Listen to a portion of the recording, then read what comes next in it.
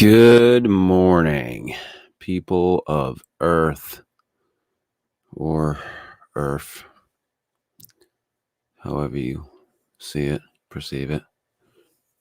I don't know. I don't know what you people do. Yeah, I haven't been able to really do much of anything lately. As you can see, like, my eye is a little fucked up. It's hard for me to open it. There you go. So, yeah, I had probably had a reaction more than likely to the COVID shot. I have ankylosing spondylitis, and one of the things that you can get from that is this thing called uveitis in your eye. It's an inflammation of the iris in your eye. I thought I had an eye infection, but fuck no. I thought I'd left my contacts in too long. I was like, you dumb fucking asshole. But it just hurt so fucking bad. I decided to go to the optometrist, and thank God, because I was considering going to Quick Care, and if I had, it probably would have just cost me more money, because they wouldn't have figured out what the fuck it was. So, I'm on some eye drops. I got to go back and see the fucking doctor. I can't wear my contacts. It sucks. And it's just all around annoying. My eye constantly waters, and I mean, right now it's relatively good. So I'm going to attempt this. I'm going to try. It says it's not too long, but I've been wanting to do a fucking story for days, and I haven't been able to, because my eye just, once this one starts going, this one will follow suit. Like, once this one starts like really going crazy, even though this one isn't the irritated one, it'll still water, and it's hard for me to see when it starts. And I don't want to get into the middle of a fucking story and not be able to read it. So, give me a moment and we'll get going. I'm going to read The Fall of the House of Usher by Edgar Allan Poe this morning. Because why the fuck not? I had queued this one up to do, I think right before my eye went bad. And when it went bad, fuck. I mean, it was not good. It hurt a lot. Felt like somebody had my fucking eye in a vice. That was the worst part. But, yeah, they got me on a steroid eye drop and an eye drop that dilates my eye, which I guess like pushes all the, like, tightens the blood vessels, so it pushes all the blood out so that you don't have all the inflammation, so it doesn't hurt as bad. And I'm taking ibuprofen like all fucking day long.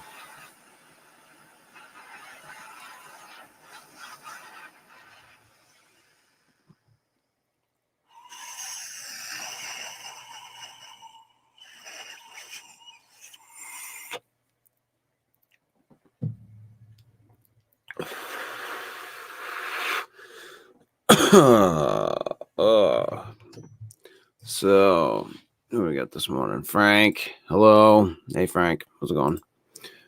Debbie, good morning. Sorry to hear this. Yeah, me too. I was sorry to see it, or rather not.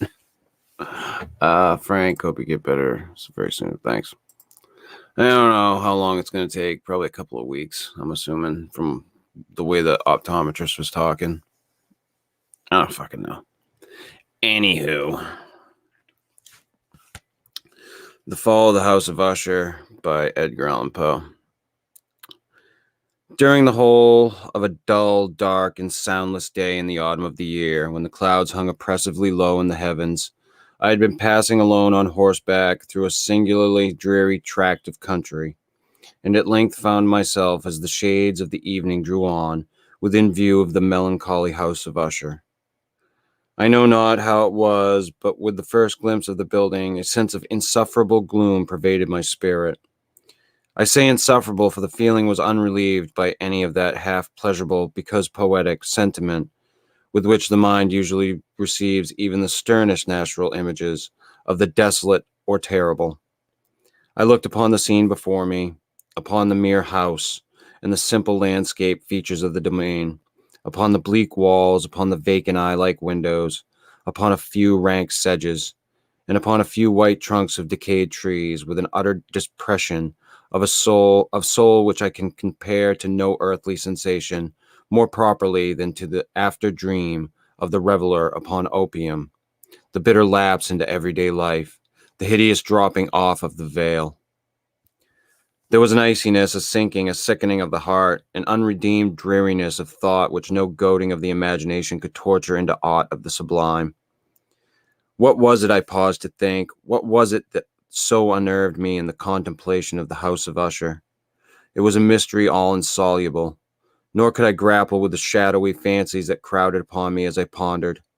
I was forced to fall back upon the unsatisfactory conclusion that while beyond doubt there are combinations of very simple natural objects which have the power of thus affecting us, still the analysis of this power lies among considerations beyond our depth.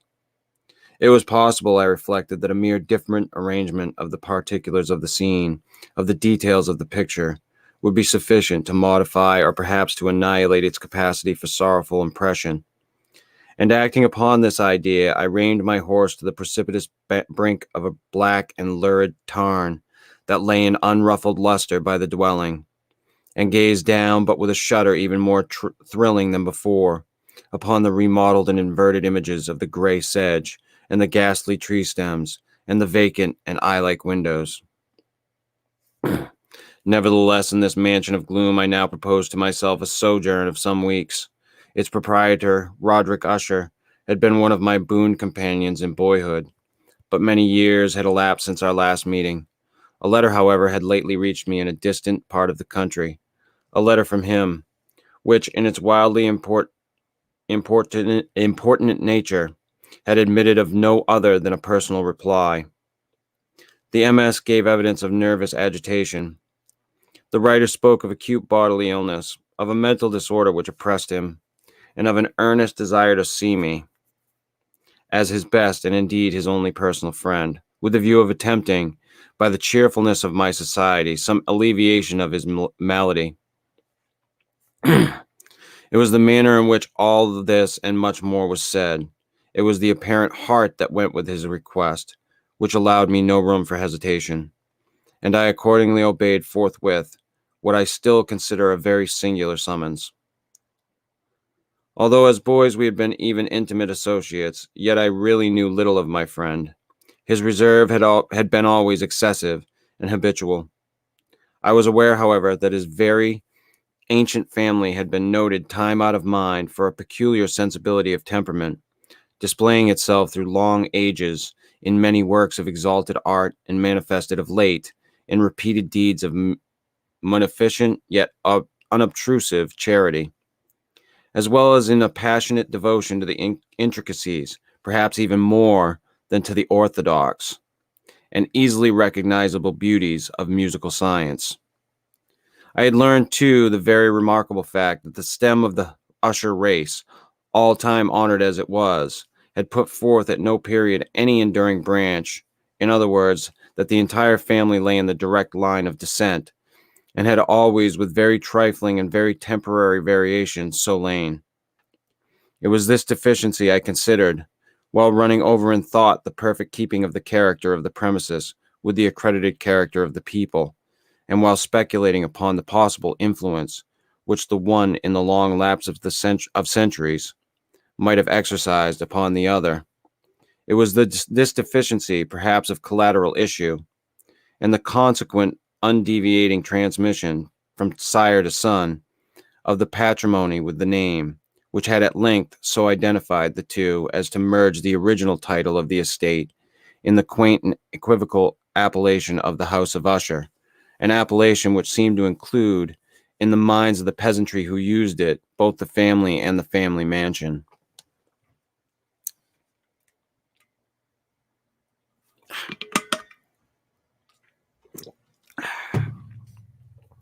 I have said that the sole effect of my somewhat childish experiment, that of looking down within the tarn, had been to deepen the first singular impression. There can be no doubt that the consciousness of the rapid increase of my superstition, for why should I not so term it, served mainly to accelerate the increase itself. Such I have long known is the paradoxal law of all sentiments having terror as a basis, and it might have been for this reason only that when I again uplifted my eyes to the house itself from its image in the pool, there grew in my mind a strange fancy, a fancy so ridiculous indeed that I but mention it to show the vivid force of the sensations which oppressed me. I had so worked upon my imagination as really to believe that about the whole mansion and domain there hung an atmosphere peculiar to themselves and their immediate vicinity, an atmosphere which had no affinity with the air of heaven, but which had reeked up from the decayed trees and the gray wall and the silent tarn, a pestilent and mystic vapor, dull, sluggish, faintly discernible, and leaden-hued. Shaking off from my spirit what must have been a dream, I scanned more narrowly the real aspect of the building. Its principal feature seemed to be that of an excessive antiquity. The discoloration of ages had been great. Minute fungi overspread the whole exterior, hanging in a fine tangled webwork from the eaves. Yet all this was apart from an extraordinary dilapidation. No portion of the masonry had fallen, and there appeared to be a wild inconsistency between its still perfect adaptation of parts and the crumbling condition of the individual stones.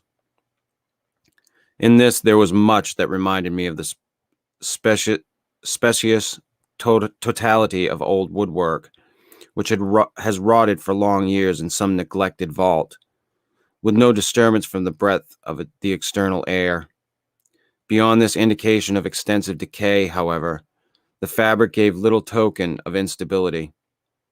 Perhaps the eye of a scrutinizing observer might have discovered a barely perceptible fissure, which, extending from the roof of the building in the front, made its way down the wall in a zigzag direction until it became lost in the sullen waters of the tarn. Noticing these things, I rode over a short causeway to the house. A servant in waiting took my horse, and I entered the Gothic archway of the hall. A valet of stealthy step thence conducted me, in silence, through many dark and intricate passages in my progress to the studio of his master. Much that I encountered on the way contributed, I know not how, to heighten the vague sentiments of which I have already spoken.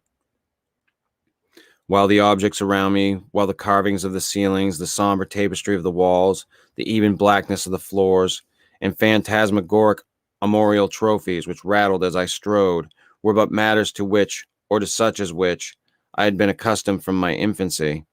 While I hesitated not to acknowledge how familiar was all of this, I still wondered to find how unfamiliar were the fancies which ordinary images were stirring up.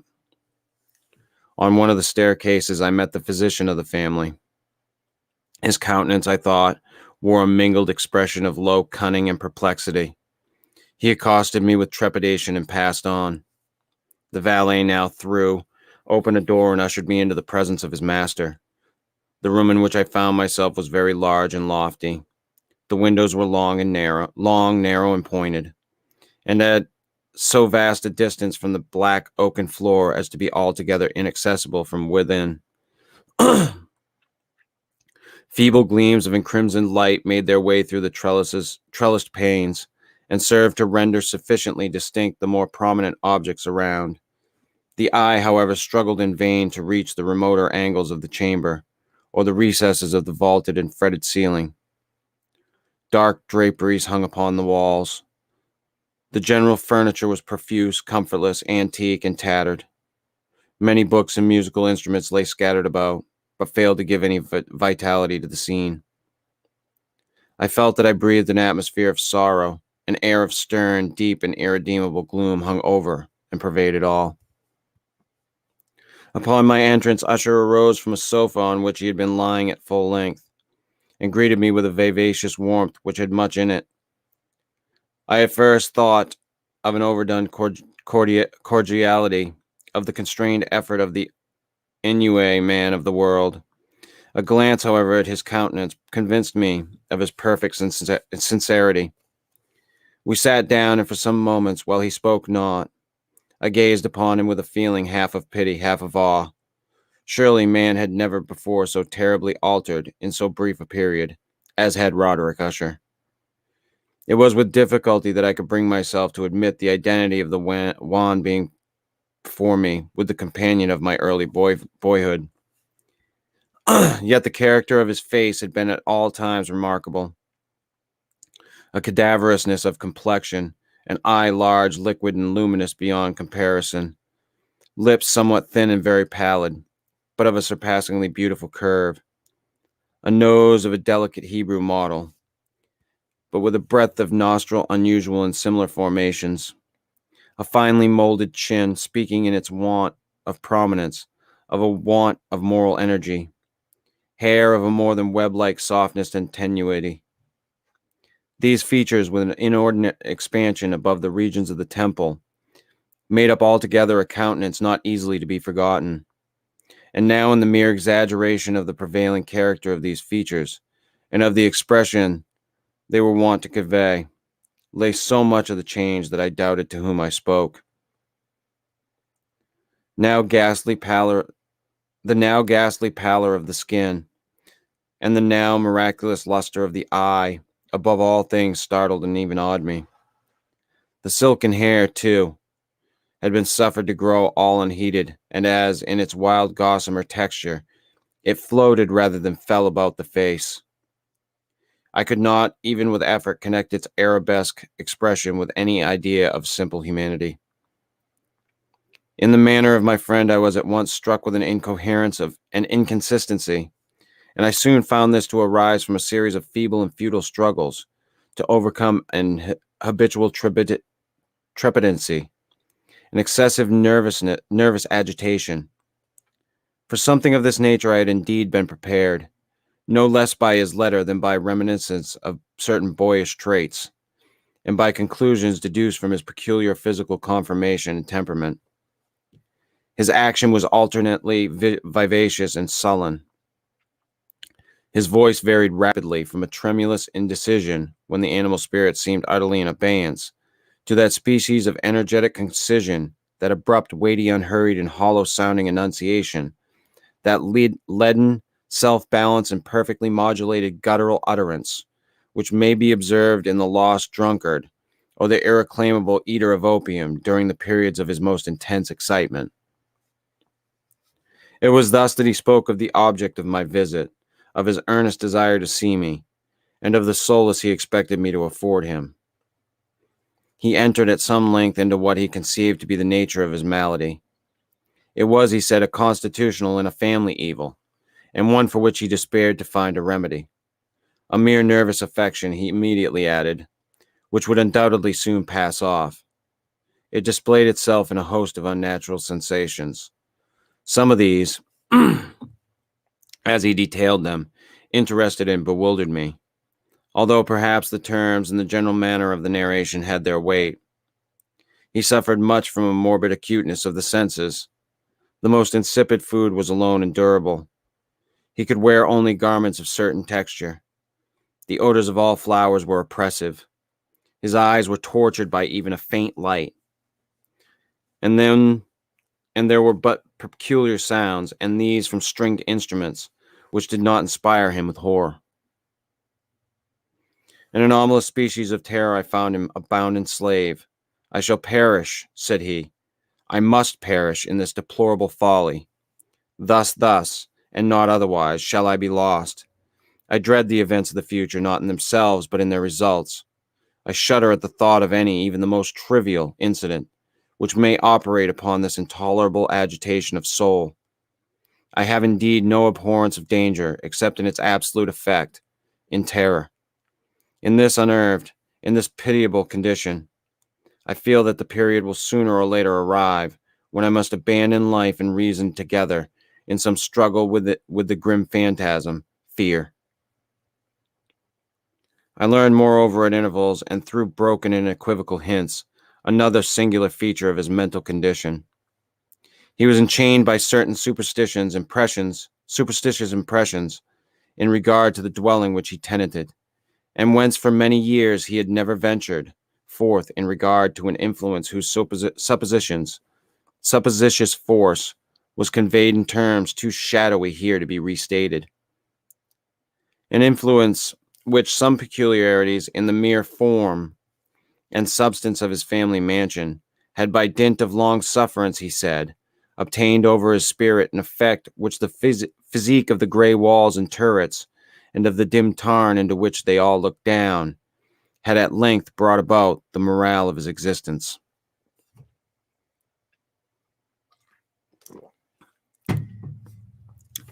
He admitted, however, although with hesitation, that much of the peculiar gloom which thus afflicted him could be traced to a more natural and far more palpable origin. To the severe and long-continued illness, indeed to the evidently approaching dissolution, of a tenderly beloved sister, his sole companion for long years, his last and only relative on earth. Her decease, he said with a bitterness which I can never forget, would leave him with the hopeless and the frail, the last of the ancient race of the Ushers. While he spoke, the Lady Madeline, for so she was called, passed slowly through a remote portion of the apartment, and without having noticed my presence, disappeared. I regarded her with an utter astonishment, not unmingled with dread, and yet I found it impossible to account for such feelings. A sensation of stupor oppressed me as my eyes followed her retreating steps. When a door at length closed upon her, my glance sought instinctively and eagerly the countenance of the brother. But he had buried his face in his hands, and I could only perceive that a far more than ordinary wanness had overspread the emaciated fingers through which trickled many passionate tears. The disease of the Lady Madeline had long baffled the skill of her physicians. A settled apathy, a gradual wasting away of the person, and frequent, although transient, affections of a partially cataleptic character were the unusual diagnosis. Hitherto she had steadily borne up against the pressure of her malady, and had not betaken herself finally to bed. But on the closing in of the evening of my arrival at the house, she succumbed, as her brother told me at night, with an inexpressible agitation, to the prostrating power of the destroyer. And I learned that the glimpse I had obtained of the person would thus probably be the last I should obtain, that the lady, at least while living, would be seen by me no more. For several days ensuing, her name was unmentioned by either Usher or myself, and during this period I was busied in earnest endeavors to alleviate the melancholy of my friend. We painted and read together, or I listened as if in a dream to the wild improvisations of his speaking guitar. And thus, as a closer and still closer intimacy admitted me more unreservedly into the recesses of his spirit, the more bitterly did I perceive the futility of all attempt at cheering a mind from which darkness, as if an inherent positive quality, poured forth upon all objects of the moral and physical universe in one unceasing radiation of gloom.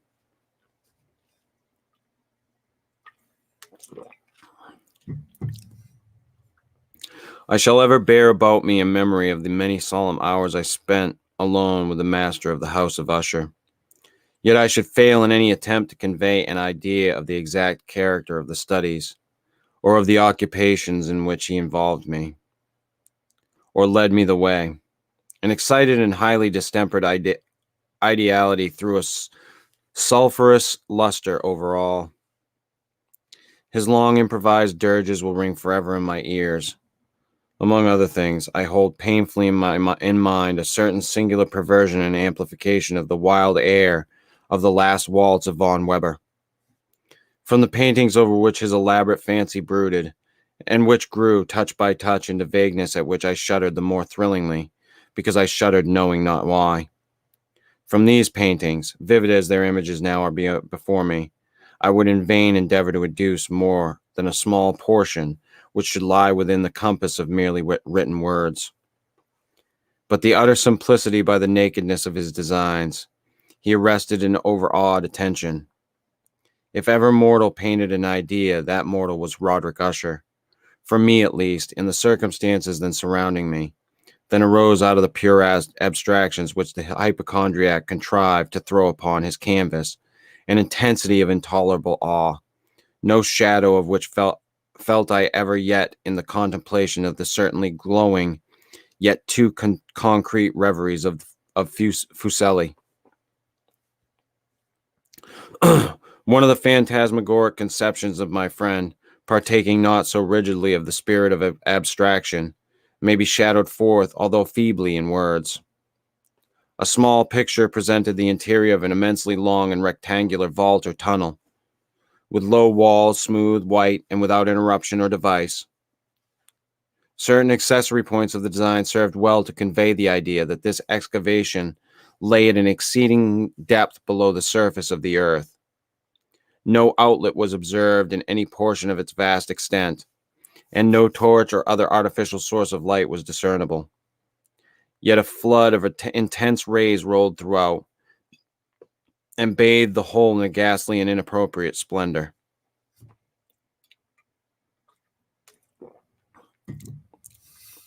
I have just spoken of that morbid condition of the auditory nerve which rendered all music intolerable to the sufferer. With the exception of the certain effects of the stringed instruments, it was perhaps the narrow limits to which he thus confined himself upon the guitar, which gave birth, in great measure, to the fantastic character of his performances. But the fervid facility of his impromptus could not be so accounted for. They must have been and were in the notes, as well as in the words of his wild fantasies, for he not unfrequently accompanied himself with rhymed verbal improvisations. The result of that intense mental collectedness and concentration to which I have previously alluded, and as observable only in particular moments of the highest artificial excitement. The words of one of these rhapsodies I have easily remembered. I was perhaps the more forcibly impressed with it, as he gave it, because in under or mystic current of its meaning, I fancied that I perceived, and for the first time, a full consciousness of the part of Usher, of the tottering of his lofty reason upon her throne. The verses, which were entitled "The Haunted Palace," ran very nearly, if not accurately, thus. In the greenest of our valleys by good angels tenanted, once a fair and stately palace, radiant palace, reared its head in the monarch thought's dominion. It stood there, never seraph spread opinion over fabric half so fair. Banners yellow, glorious golden, on its roof did float and flow. All this was in the olden time long ago, and every gentle air that dallied in that sweet day, along the ramparts, plumed and pallid, a wing odor went away. Wanderers in that happy valley, through two luminous windows saw spirits moving musically to a lute's well-tuned law. Round about a throne were sitting Porphyrogene, in his state glory well befitting, the ruler of the realm was seen. And all the pearl and ruby glowing was the fair palace door, through which came flowing, and sparkling evermore a troop of echoes whose sweet duty was but to sing, in voices of surpassing beauty, the wit and wisdom of their king. But evil things in robes of sorrow assailed the monarch's high estate. Ah, let us mourn, for never morrow shall dawn upon him desolate. And round about his home the glory that brushed and bloomed is but a dim remembered story of the old time entombed. And travelers now within that valley, through the red litten windows see vast forms that move fantastically to a discordant melody, while like a rapid ghastly river through the pale door, a hideous throng rush out forever, and laugh but smile no more.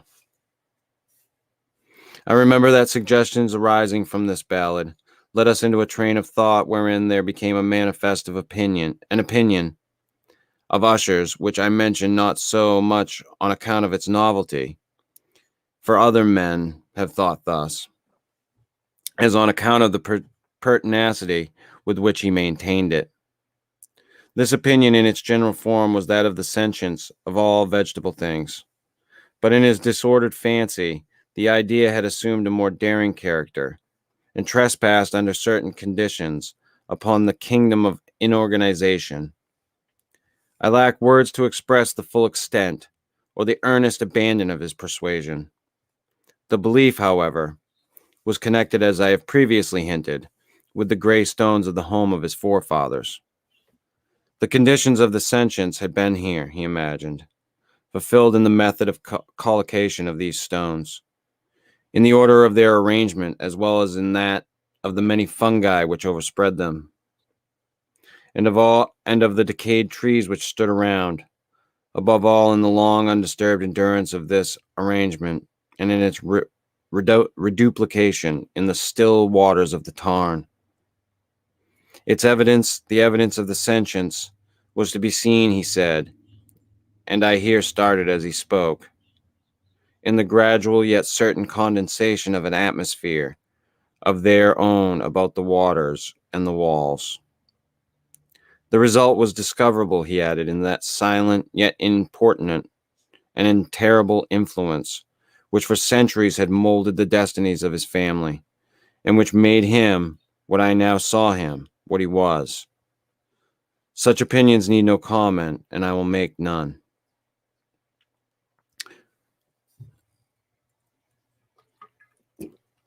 Our books, the books which for years had formed no small portion of the mental existence of the invalid, were, as might be supposed, in strict keeping with the character of phantasm. We pored together over such works as the Vervet et Chartouche of Gresset, the Belphegor of Machiavelli, the Heaven and Hell of Swedenborg, the Subterranean Voyage of Nicholas Klim by Holberg, the Chiromancy of Robert Flood, the Jean d'Indagin and of Delcambra, the Journey into Blue Distance of Tieck, and the City of Sun of Campanella. One favorite volume was a small octavo edition of the Directorium Inquisitorium by the Dominican Aymeric de Girone, and there were passages in Pomponius Mela about the old African satyrs and oegipens, over which Usher would sit dreaming for hours. His chief delight, however, was found in the perusal of an exceedingly rare and curious book in Quarto Gothic, the Manual of a Forgotten Church, the Vigile Mortuorium Secundum, Coram Ecclesiae Magitudinae. I could not help thinking of the wild ritual of this work, and of its probable influence upon the hypochondriac. When one evening, having informed me abruptly that the Lady Madeline was no more, he stated his intention of preserving her corpse for a fortnight, previously to its final interment, in one of the numerous vaults within the main walls of the building. The worldly reason, however, assigned for this singular proceeding was one which I did not feel at liberty to dispute.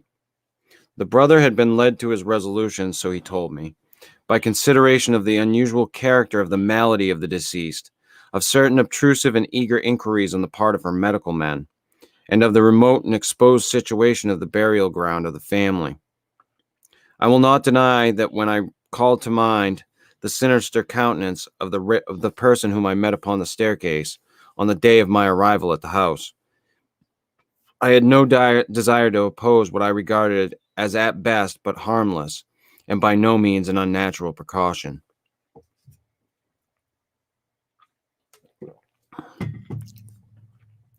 At the request of Usher, I personally aided him in the arrangements for the temporary entombment. The body having been encoffined, we two alone bore it to its rest. The vault in which we placed it, and which had been so long unopened that our torches, half smothered in its oppressive atmosphere, gave us little opportunity for investigation, was small, damp, and entirely without means of admission for light, lying at great depth immediately beneath the portion of the building in which was my own sleeping apartment.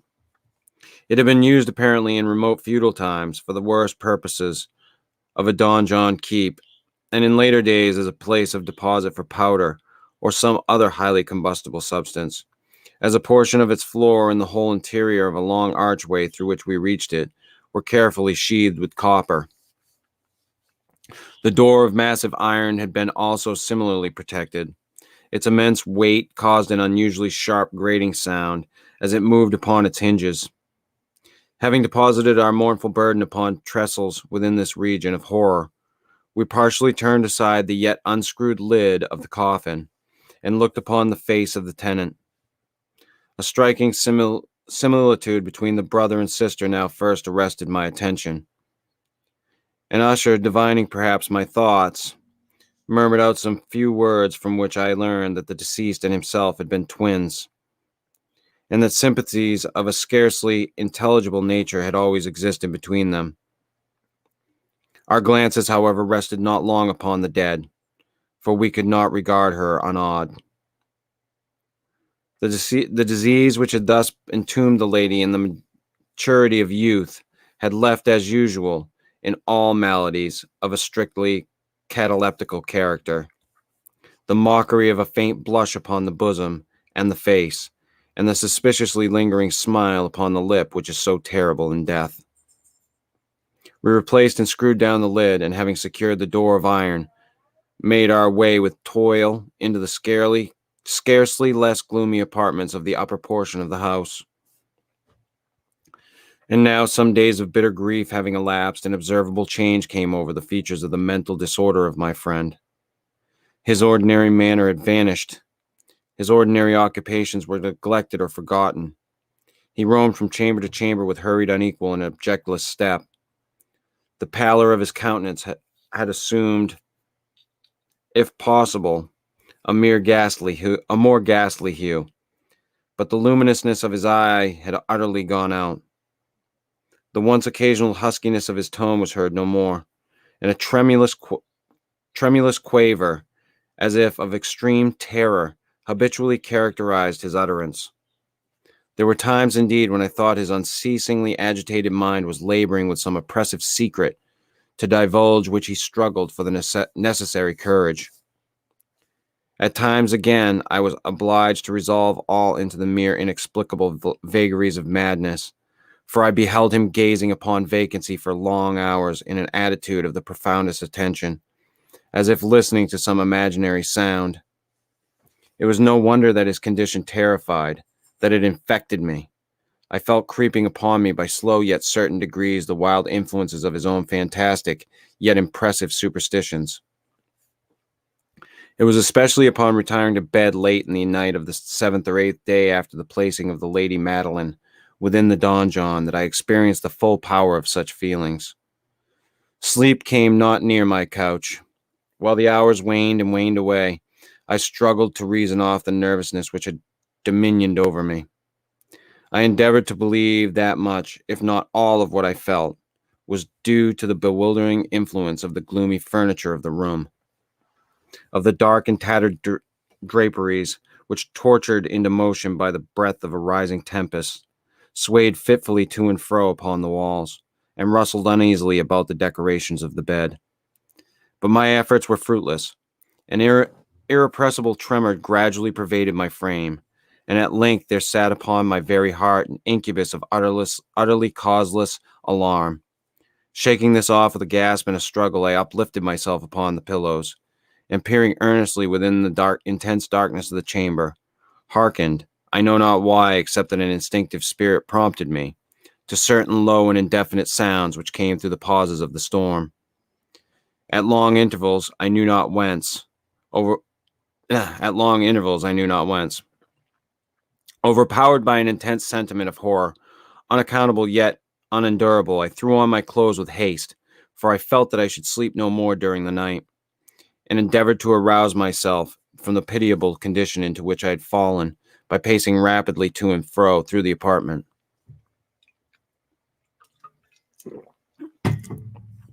I had taken but few turns in this manner, when a light step on an adjoining staircase arrested my attention.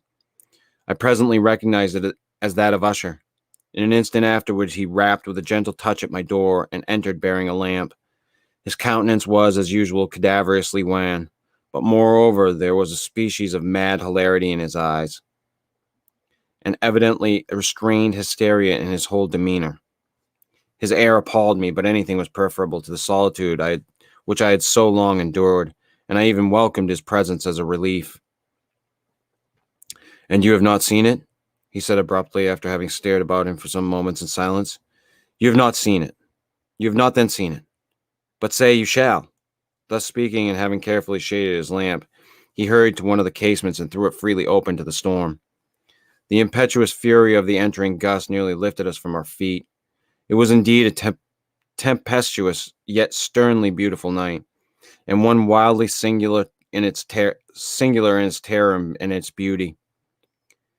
A whirlwind had apparently collected its force in our vicinity, for there were frequent and violent alterations in the direction of the wind, and the exceeding density of the clouds, which hung so low as to press upon the turrets of the house, did not prevent our perceiving the lifelike velocity with which they flew careering from all points against each other, without passing away into the distance. I say that even their exceeding density did not prevent our perceiving this, yet we had no glimpse of the moon or stars, nor was there any flashing forth of the lightning, but the undersurfaces of the huge masses of agitated vapor, as well as all terrestrial objects immediately around us, were glowing in the unnatural light of a faintly luminous and distinctly visible gaseous exhalation which hung about and enshrouded the mansion.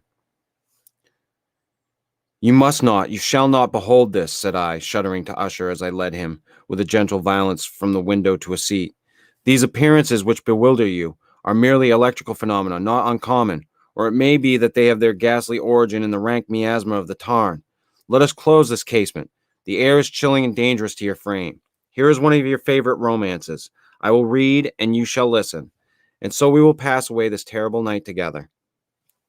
The antique volume which I had taken up was the Mad Tryst of Sir Launcelot Canning, but I had called it a favorite of Usher's more in sad jest than in earnest.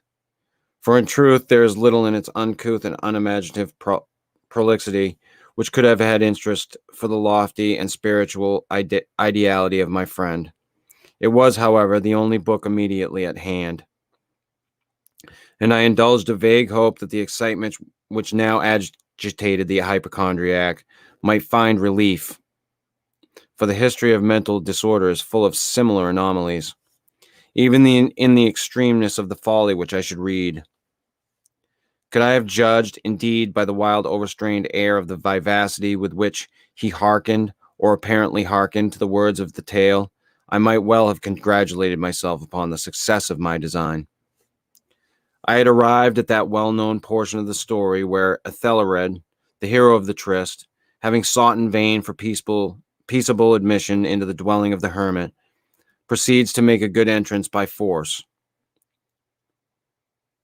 Here, it will be remembered, the words of the narrative run thus: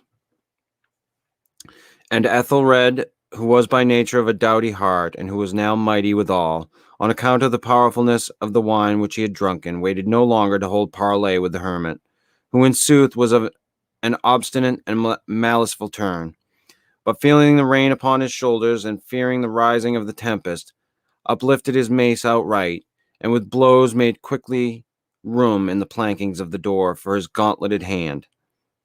And now pulling therewith sturdily, he so cracked and ripped and tore all asunder, that the noise of the dry and hollow-sounding wood alarmed and reverberated throughout the forest." At the termination of this sentence I started and for a moment paused, for it appeared to me, although I at once concluded that my excited fancy had deceived me, it appeared to me that from some very remote portion of the mansion there came indistinctly to my ears what might have been, in its exact similarity of character, the echo, but the stifled and dull one certainly, of the very cracking and ripping sound which Sir Launcelot had so particularly described. It was beyond doubt the coincidence alone which had arrested my attention, for amid the rattling of the sashes of the casements, and the ordinary commingled noises of the still increasing storm, The sound in itself had nothing, surely, which should have interested or disturbed me. I continued the story. But the good champion Ethelred, now entering within the door, was sore enraged and amazed to perceive no signal of the maliceful hermit. But in the stead thereof, a dragon of a scaly and prodigious demeanor, and of a fiery tongue, which sate in guard before a palace of gold, with a floor of silver, and upon the wall there hung a shield of shining brass, with this legend enwritten: Who entereth herein a conqueror hath been, who slayeth the dragon, the shield he shall win. And Ethelred uplifted his mace and struck upon the head of the dragon, which fell before him and gave up his pesty breath, with a shriek so horrid and harsh, and withal so piercing, that Ethelred had fain to close his ears with his hands against the dreadful noise of it, the like whereof has never before heard. Here again I paused abruptly, and now with a feeling of wild amazement, for there could be no doubt whatever that, in this instance, I did actually hear, although from what direction it proceeded, I found it impossible to say. A low and apparent distant but harsh, protracted, and most unusual screaming or grating sound, the exact counterpart of what my fancy had already conjured up for the dragon's unnatural shriek, as described by the romancer. Oppressed as I certainly was upon the occurrence of this second and most extraordinary coincidence, by 1,000 conflicting sensations in which wonder and extreme terror were predominant, I still retained sufficient presence of mind to avoid exciting by any observation the sensitive nervousness of my companion. I was by no means certain that he had noticed the sounds in question, although assuredly a strange alteration had during the last few minutes taken place in his demeanor. From a position fronting my own, he had gradually brought round his chair so as to sit with his face to the door of the chamber, and thus I could but partially perceive his features, although I saw that his lips trembled as if he were murmuring inaudibly. His head had dropped upon his breast, yet I know that he was not asleep from the wide and rigid opening of the eye as I caught a glance of it in the profile. The motion of his body, too, was at variance with this idea, for he rocked from side to side with a gentle yet constant and uniform sway. Having rapidly taken notice of all this, I resumed the narrative of Sir Launcelot, which thus proceeded. And now the champion, having escaped from the terrible fury of the dragon, bethinking himself of the brazen shield and of the breaking up of the enchantment which was upon it, removed the carcass from out of the way before him, and approached valorously over the silver pavement of the castle to where the shield was upon the wall, which in sooth feet upon the silver floor with a mighty great and terrible ringing sound. No sooner had these syllables passed my lips than, as if a shield of brass had indeed at that moment fallen heavily upon a floor of silver, I became aware of a distinct, hollow, metallic, and clangorous yet apparently muffled reverberation. Completely unnerved, I leapt to my feet, but the measured rocking movement of Usher was undisturbed. I rushed to the chair in which he sat. His eyes were bent fixedly before him, and throughout his whole countenance there reigned a stony rigidity. But as I placed my hand upon his shoulder, there came a strong shudder over his whole person. A sickly smile quivered about his lips, and I saw that he spoke in a low, hurried, and gibbering murmur, as if unconscious of my presence. Bending closely over him, I at length drank in the hideous import of his words. Not hear it? Yes, I hear it, and have heard it. Long, many minutes, many hours, many days have I heard it. Yet I dared not, oh pity me, miserable wretch that I am. I dared not speak. We have put her living in the tomb. Said I not that my senses were acute? I now tell you that I heard her first feeble movements in the hollow coffin. I heard them many, many days ago. Yet I dared not speak. And now, tonight, Ethelred, ha, ha! The breaking of the hermit's door and the death cry of the dragon, the clangor of the shield, say, rather the rending of her coffin, and the grating of the iron hinges of her prison, and her struggles within the copperhead archway of the vault, Oh, whither shall I fly? Will she not be here anon? Is she not hurrying my haste? Have I not heard her footstep on the stair? Do I not distinguish that heavy and horrible beating of her heart? Madman! Here he sprang furiously to his feet and shrieked out his syllables, as if in the effort he were giving up his soul. Madman, I tell you that she now stands without the door. As if in the superhuman energy of his utterance, there had been found the potency of a spell.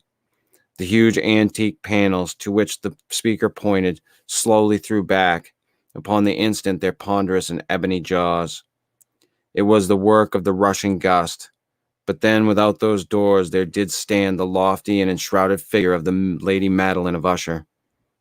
There was blood upon her white robes, and the evidence of some bitter struggle upon every portion of her emaciated frame. For a moment, she remained trembling and reeling to and fro upon the threshold. Then, with a low moaning cry, fell heavily inward upon the person of her brother, and in her violent and now final death agonies, bore him to the floor a corpse, and a victim of the terrors he had anticipated. From that chamber and from that mansion, I fled aghast. The storm was still abroad in all its wrath, and I found myself crossing the old causeway.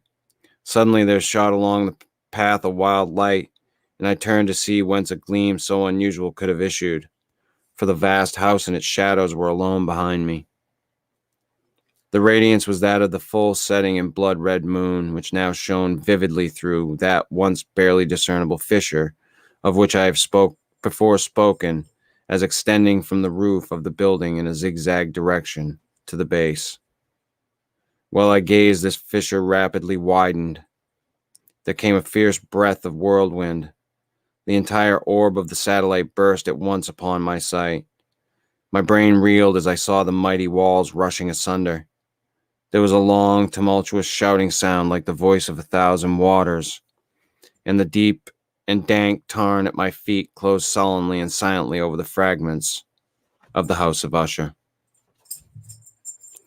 Burton's Gentleman's Magazine, September 1839. And that is that. For those of you that stayed to listen, hope you enjoyed it. Sorry it was a little rough. I had a hard time seeing. My eye does not like to work. And even with closing it, this one doesn't like to work all that well once this one's closed. So, yeah, it's fucking sucks, but it is what it is. But yeah, to those of you that listen, thanks. Appreciate it. Check it out on the podcast. Check out the fucking podcast. There is it. Yeah, Fortean Slip bedtime stories. Go wherever you download your fucking podcast. Go listen to the shit. It's good stuff. And I'll try to have it up on there a little bit later today. Danielle, thanks, Chris. Needed a story this morning. You're very, very welcome. Are you the one that subscribed to the podcast? I want to say. I know somebody did. I want to say it was you. I don't know. But yeah, I appreciate all of you that listen to it. I know that the audience isn't very big, but the people that do like it, I'm glad that you do. Because I enjoy doing it. It's a good time. I get to read stuff that I may have read years ago or that I have been wanting to read. So it's for me, it's fucking win-win all the way around. So like I said, I hope everybody likes it. Until next time. Oh, yes, that is Danielle. Well, thank you so much for your support. I really, really appreciate it. And I don't know if you know this, but that is a monthly recurring thing. So I just want you to be aware of that. I do not expect that. I appreciate it greatly. I will try to get some more of these out. Like I said, I am getting this treated. I can show you guys the drops.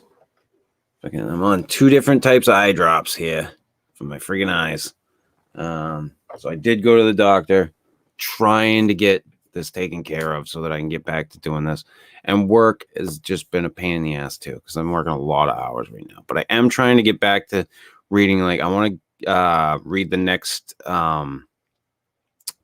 Edgar Rice Burroughs Pellucidar. I think that's how it's pronounced. I'll look it up again. novel, which is called Pellucidar, I think.